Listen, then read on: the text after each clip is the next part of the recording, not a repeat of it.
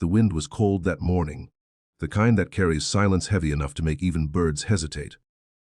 Claire Donovan stepped out of her black SUV, clutching a bouquet of white lilies to her chest.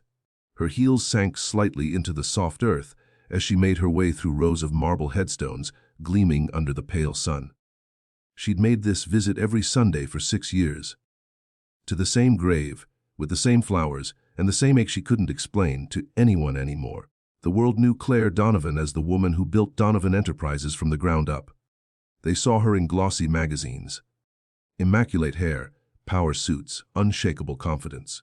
But here, among the quiet whispers of wind and memory, she was just a mother whose world had stopped turning the day her 15-year-old son, Noah, died in a car accident. She knelt beside his grave, brushing away a few leaves that had settled across his name.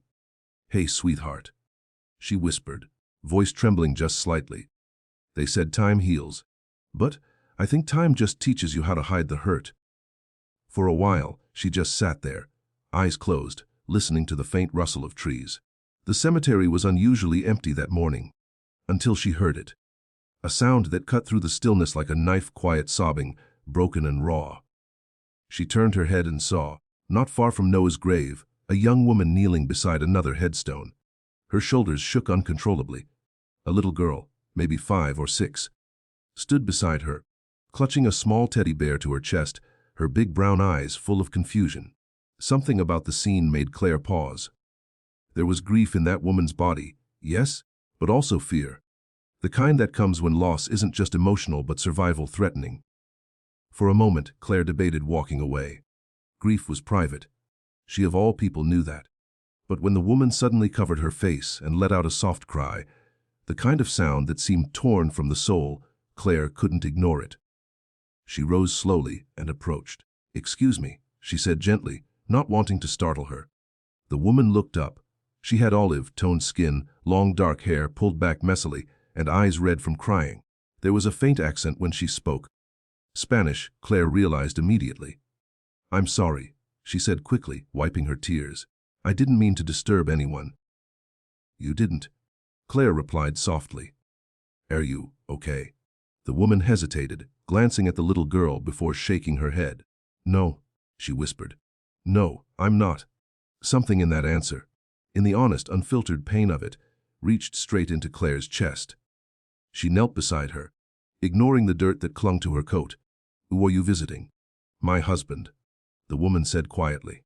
"He died 2 months ago. Construction accident. We came here from Spain last year for a better life. But now," her voice broke, "now it's just us." Claire looked at the headstone. Miguel Alvarez, beloved husband and father. The date confirmed he'd been gone for only a short time. "I'm so sorry," Claire murmured. The woman nodded, trying to steady herself. "We live in a small apartment. I work part-time cleaning offices. But they said if I miss another day, they'll replace me. I didn't know what else to do. My daughter wanted to visit her papa before school, and—" She stopped, biting her lip to hold back tears. The little girl, sensing her mother's distress, hugged her leg. "Ma'am," she whispered softly. Claire felt her throat tighten. For a long time, she hadn't believed in signs. Not since Noah died. But something about this moment felt like more than coincidence. "Do you have anyone here? Family, friends?" Claire asked. "No," the woman said. "Just us."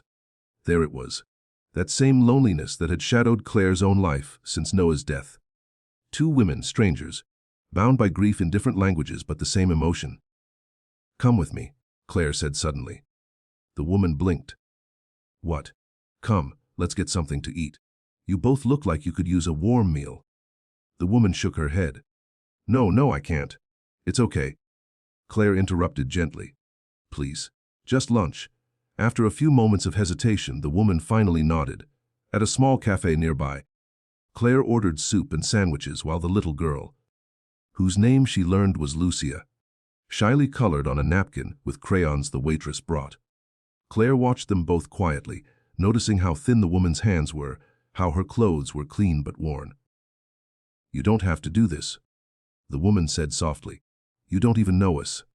Claire smiled faintly. "You're right. But I know what it feels like to lose someone and think the world doesn't care."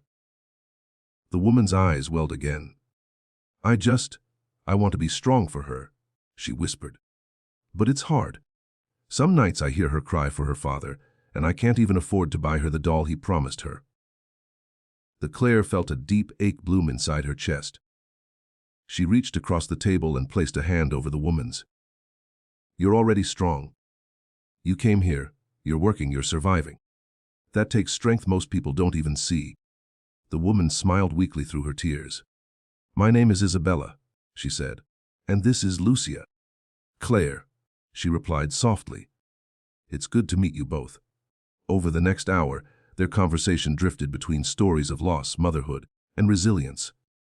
Claire found herself laughing, genuinely, for the first time in months, when Lucia proudly announced that she wanted to be a doctor of hearts. "When she grew up, because my papa's heart broke." When they finally stood to leave, Isabella insisted on paying for her coffee, despite having little. Claire smiled and slipped her business card into the woman's purse. "If you ever need anything, call me." Isabella hesitated but took the card. "Thank you," she whispered. Claire watched them walk away hand in hand, mother and daughter, fragile yet strong. Something in her shifted that day. For years, she'd poured all her pain into work, shutting out the world. But that small encounter cracked the walls she'd built around her heart. 3 days later, her phone rang. It was an unfamiliar number. "Ms. Donovan." The voice on the other end was trembling. "It's Isabella. I'm sorry to bother you, but they cut my hours. I can't pay rent this month. I'll find something, but—" Her voice cracked. "I didn't know who else to call." Claire didn't hesitate. "You're not bothering me. Meet me tomorrow at my office." The next morning, Isabella arrived nervous and quiet, wearing the same coat from the cemetery. Claire greeted her warmly and brought her into her office, a large glass-walled room overlooking the city skyline. "I've been thinking," Claire began. "We could use someone with your dedication and attention to detail in our maintenance department. It's full-time, with benefits. I'll make sure you have a flexible schedule for Lucia." Isabella stared at her, eyes wide. "Are you serious? You don't even know if I can do that work." Claire smiled. "I know you can. You've been doing the impossible already." The tears filled Isabella's eyes as she covered her mouth, whispering, "Thank you. You've saved us." Claire shook her head gently. "You saved me too, Isabella. You reminded me what it means to care again." Over the months that followed, Isabella became part of the Donovan Enterprises family. She worked diligently, often staying late but always smiling. Lucia, bright and curious, visited the office often, where she'd sit near Claire's desk drawing pictures of Mama, Miss Claire, and the sky. But the true twist came almost a year later. On a spring morning when Claire visited the cemetery again. She brought 2 bouquets this time, one for Noah and one for Miguel. As she placed the flowers down, she heard laughter behind her, the light, unfiltered laughter of a child. Lucia ran up the path, holding a small homemade card. "Miss Claire," she said breathlessly, handing it to her. Claire opened it. Inside, drawn in crayon, were 3 stick figures, one tall woman with blonde hair, one dark-haired woman, and a little girl between them holding both their hands.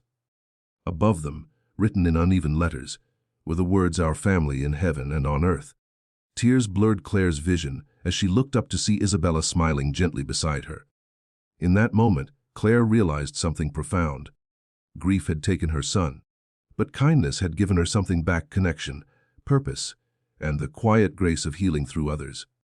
The wind picked up softly, lifting strands of hair across her face. Somewhere deep inside, she could almost hear Noah's voice. Not in sorrow, but in peace. And for the first time in 6 years, Claire smiled at his grave, not through tears of loss, but through the light of love reborn.